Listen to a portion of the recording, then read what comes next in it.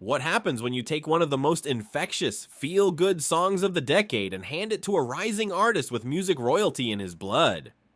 Well, Baylee Littrell just gave us that answer on American Idol 2025 with his rendition of Pharrell's Happy. But while the stage was glowing and Baylee was all smiles, the reactions from fans, not so uniform. Some were absolutely charmed, others, not so much. From praise about his charisma to questions about song choice and vocal delivery. And this performance sparked a lot of conversation, so let's dive into what people are really saying about Baylee's latest performance. But before we get into it, if you enjoy honest takes, trending performances, and fan-fueled commentary, don't forget to hit that subscribe button and join our growing community. Now let's get into it. First off, let's start with the love, and there's plenty of it. Many fans were quick to celebrate Baylee's charm and originality. Some viewers felt his stage presence was undeniable, calling him adorable, solid, and a good kid with great energy. A few even noted how he commands a stage, and one person sweetly mentioned how Baylee reminded them of his dad, saying, "He moves just like his daddy on stage. It's like watching Brian all over again." Others appreciated his artistic courage, pointing out that he started the song a cappella, a bold move that impressed several viewers. As someone said, "I thought he did such a great job. I like that he started it a cappella first." That small creative decision made an impact even on those who weren't sure about the song choice overall. And speaking of roots, yes, the fact that Baylee is the son of Backstreet Boys' Brian Littrell came up quite a bit. For some, that connection made them even more supportive. There were heartfelt messages like, "I know his dad must be proud," and "he smiles just like Brian." But here's the kicker. Many viewers stressed that they're not just here for the nostalgia. One fan clarified, "I'm not even a Backstreet Boys fan."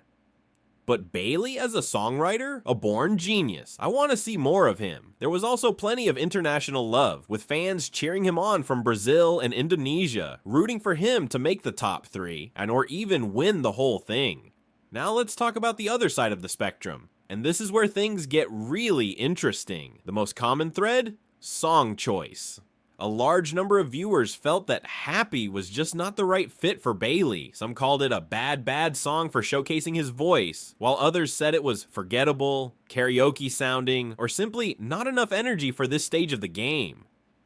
One person summed it up by asking, "Is he trying to have a good time or win the show?" Another added that while the smile was there, he didn't sound happy, which is kind of the point of the song. Some even mentioned that Baylee's tone and vocal style didn't match the upbeat, bouncy energy that the song demanded. Comments like, "He sounds like he's struggling to get the words out," and "it felt pitchy and uncomfortable," came up more than once. And a few critics pointed out the contrast between this performance and his earlier auditions, which were emotionally raw and really highlighted the unique cry in his voice, a quality that some believe he should be leaning into rather than moving away from. There were also fans who acknowledged the weaknesses while staying optimistic. Wrong song, but he's still a solid performer. Others agreed that he's commercial, has the look, the pop appeal, and just needs the right song and arrangement to really shine. And perhaps most telling was the outpouring of comments that ended with one simple hopeful message: "Go Baylee." So, what's the verdict? Baylee Littrell's performance of Happy left the audience divided. On one hand, his charisma, star quality, and connection to music history continue to win hearts. On the other hand, questions around song choice, vocal fit, and fairness are hard to ignore. But here's the thing. Love him or critique him, people are talking about Baylee, and that in itself means he's making an impact. He's showing growth, taking risks, and pushing himself to find that sweet spot where talent, emotion, and entertainment collide. And whether you think this was a hit or a miss, one thing is clear.